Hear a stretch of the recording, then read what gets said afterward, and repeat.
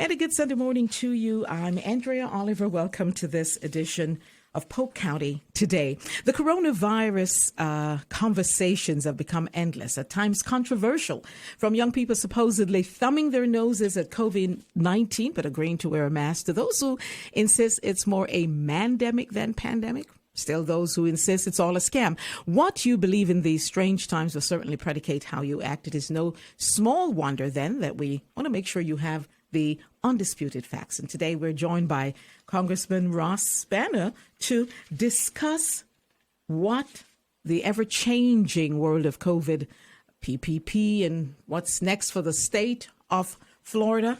Congressman Spano, it is so good to have you on Polk County Today this Sunday. Oh, Andrea, it is a pleasure to be with you. Thank you so much for having me.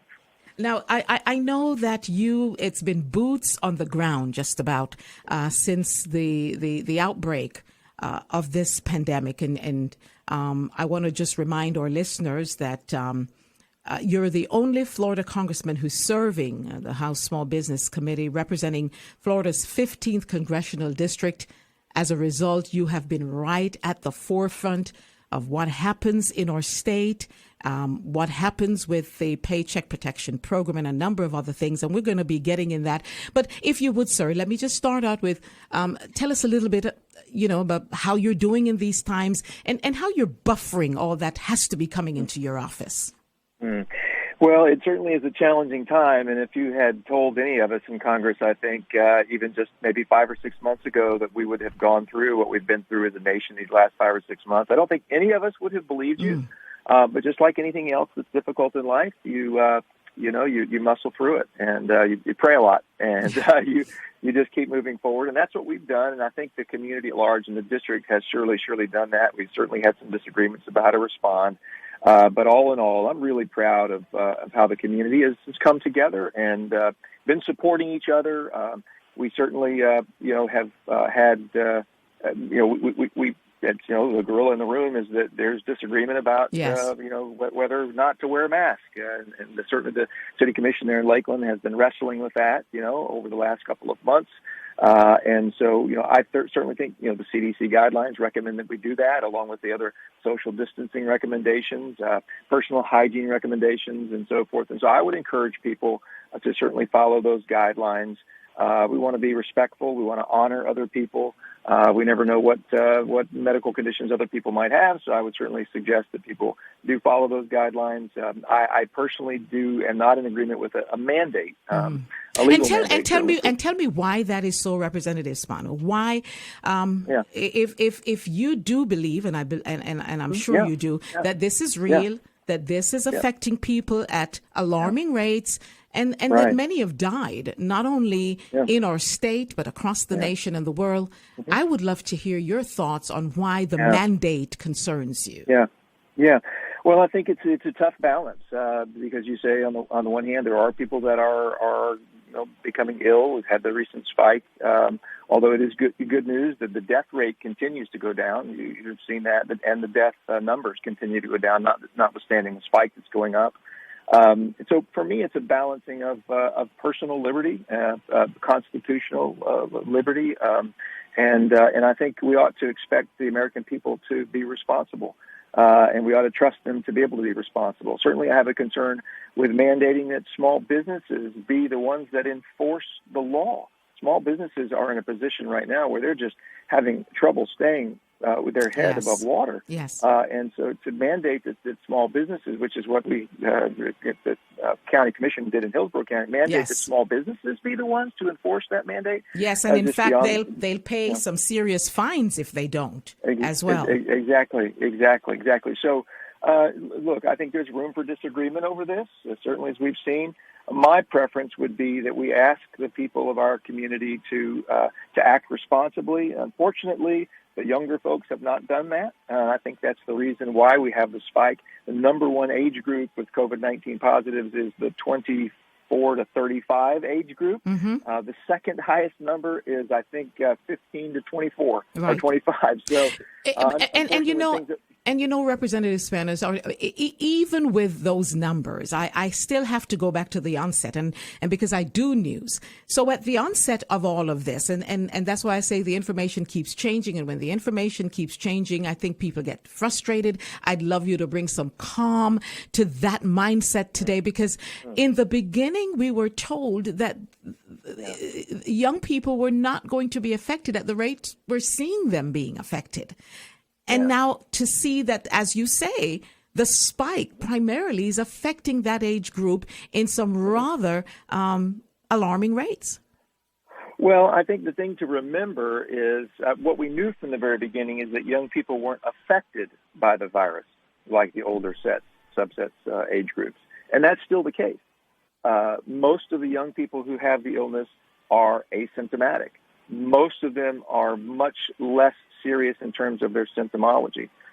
We've been in communications with some healthcare personnel over the last week or two, and that's why the hospitalizations haven't been commensurate with the number of positive cases. That's why the hospitalizations, the seriousness of those that present is not the same.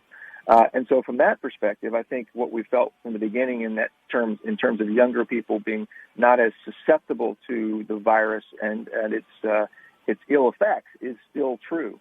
However, I would say that when we're young, we feel like we're invincible, and so we feel like nothing's going to happen to us. I think that certainly has changed, and I think young people now, I'm hopeful that they better understand the role that they play, the critical role that they play in trying to keep the pandemic numbers down. And so encouraging news is, if I may, Andrea, encouraging news is that we do have hospital capacity. The overall death numbers are down. One of the reasons we have the spike in testing, not the sole reason, but one of the reasons is we have done more tests in the last few weeks here in Florida than ever before. Mm-hmm. And we're doing concentrated testing. That means we're doing testing in hot spots, right? Yes. Where we assume that the test positive rate is going to be higher in those areas because we know there's known virus in those areas. And so that's another reason for the higher rates. But that having been said, I think initially we were told the idea was to push the curve down so we weren't making triage decisions in hospitals. We have done that. So now we're playing a delicate balance between keeping people safe, protecting the vulnerable, protecting the elderly, those with pre-existing conditions, and with the other very important cause in getting our economy going, getting people back to work, helping small businesses get back on their feet. It's a tough balance between those two things. Yeah. I think we just have to continue to watch that balance. Congressman Ross Spano is our guest today. We're talking about all things COVID, and in particular, we want to touch on some of the things that are being done that the congressman is working on with his small business committee to help, as you say, get Americans back to work. You call it the Great American Comeback. It's a recovery plan. Detail for us that plan, what has happened. I know you've gone back and look at some things and where we are now currently with that particular project. Yeah, so one of the things, in my opinion, that has been most helpful from an economic recovery standpoint and that has gotten literally millions of small businesses through these last several months is something we call PPP, or the Paycheck Protection Program. Mm-hmm. We stood that program up in one of the bills that were passed a couple of months ago to essentially encourage small employers to retain their people, to retain their employees, so that when the economy got back on its feet, small businesses were in a position to get right back on track.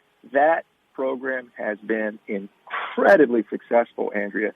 Nonpartisan projections are that it has saved 50 million American jobs. Mm-hmm, mm-hmm. We even got, in my oversight capacity as the ranking member of the Small Business Oversight Committee, I was encouraging the release of numbers and who was receiving these PPP loans and what type of support and help that were being provided in our area. We just got that information this last week, and listen, this is great information. Yes. In District 15 alone, there have been almost 70,000 jobs saved by the PPP program.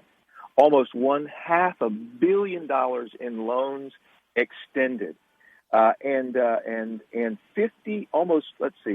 7,000 loans specifically, almost, and 5,000. This is interesting. 5,000 of the PPP loans extended in the 15th congressional district here in Central Florida. 5,000 of those were in Lakeland. Yes, Lakeland small businesses.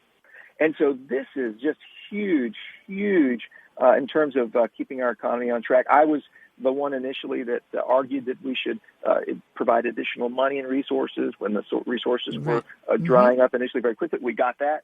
I also last week early on suggested that the application deadline extended through June 30th, which was initially scheduled to end. We were able to do that late last week, and now that deadline is August the 8th. So if there's still anybody out there that has not applied, you need to make sure you take advantage of that. There's still $130 billion in that program.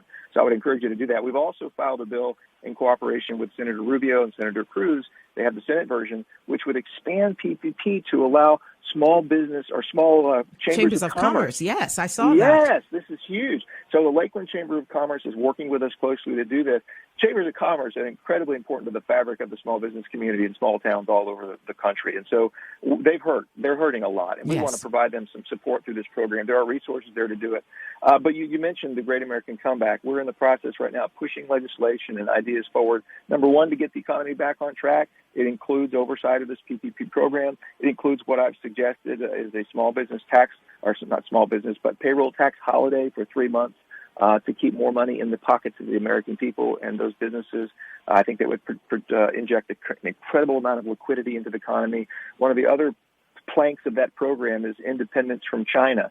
We have realized in these last several months the dependence that we have on China with respect to critical supply chains, critical things that we use for the manufacture of antibiotics and other medicines that we are absolutely dependent on. We have to bring those things back to the United States of America.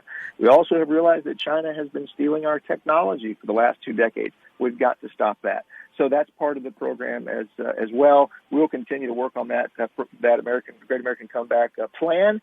And we'll work to get Americans back on their feet and small businesses working and people back to work. I'm encouraged by the numbers that came out for the second quarter. Growth was up and unemployment claims down, unemployment numbers down too. So I think we're headed in the right direction. We just need to keep moving forward with a positive attitude. I have to ask you this because it is anybody's guess at this point when we will be, or if ever, the scientists will tell you that viruses do not go away. We just find ways to maintain and contain them. And so there's a very present thought that we have to get back to life, get back to living. Of course, there has been controversy on how we approach, but it is great credit to you, sir, to at least from an economic vantage point, be doing all the things that you're doing in Congress to make sure that Floridians stay economically afloat in this time. I do want to talk with you about what you foresee in the future. I know you talked about the CDC guidelines, about wearing masks and things like that. Any thought as to treatments, any thought as to what might be going on with us as a nation and as a state as we move through the latter part of this year?